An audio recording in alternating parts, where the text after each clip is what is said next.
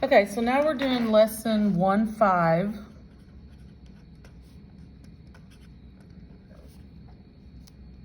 This is solving inequalities. So some of this should be review, but then there will be some new stuff as well that you've never done with inequalities. Like mainly the way they want you to put the answer. So let's look at this first one. This first is a pretty simple one. But if you remember, when you solve an inequality, it's just like solving an equation. So this is a one-step little inequality. So we would solve by subtracting 4. So the way we write this answer now, in our solution set, because remember, in this program, everything has to be in a solution set. So we're going to say in terms of x, so that just means that's what your variable is.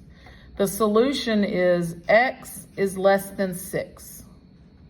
So this is how you would write it in your solution set. Then, so you'll click, the way they're kind of doing the problems is you'll click this one and it'll check it to make sure it's right. Then it'll go to the next step. Then it wants you to write it in interval notation. Well, interval notation is where you use parentheses or brackets. Parentheses are used anytime it's just a less than or just a greater than. If it's just less than, it's a parentheses. If it's just greater than, it's a parentheses. Because remember when we did inequalities, you would do open circle or closed circle. Well, now you use that kind of same thing with parentheses and brackets. If it's less than or equal, it's a bracket. If it's greater than or equal, it's a bracket. And then, if you think about when you graph this, so let's graph this first, just so we can visualize it graphed. So if I was to graph this, I would do my number line. I would find 6 on my number line. And so now, in the past, you would have done an open circle at 6 because that's saying that 6 is not included in the solution. Well, now you're going to do a parentheses, but you have to look, it's going to be a less than 6. X is less than 6. So that means it's going to be everything less than, which is left. So your parentheses goes this direction. And then your shading is everything left. So now visualize, now that you can, well, you don't have to visualize, you can see it. Now that you can see the graph, now you can write the interval. Because now the interval it's a parentheses at 6 because 6 is not included. And then it keeps going forever and ever into what we call the negative infinity direction. So, and then always on the infinity side, it's always a parentheses because it never stops. So that's how you would write. This is called interval notation. So this is a solution set. This is interval notation. This is a graph. All right, let's do another one.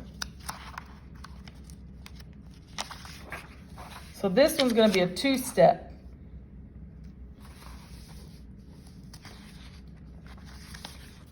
I lost my problem.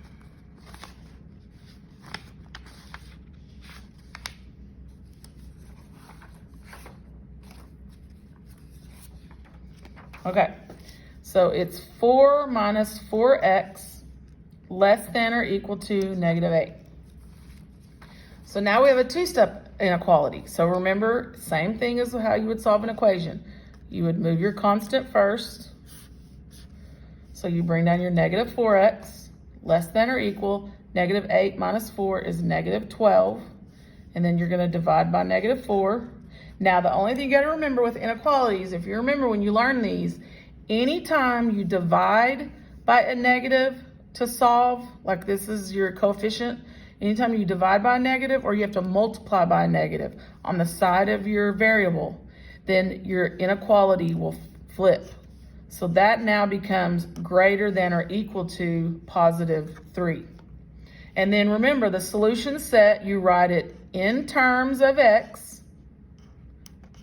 And so you always, on the way this lesson is set up, you've got to really pay attention to what they're asking for.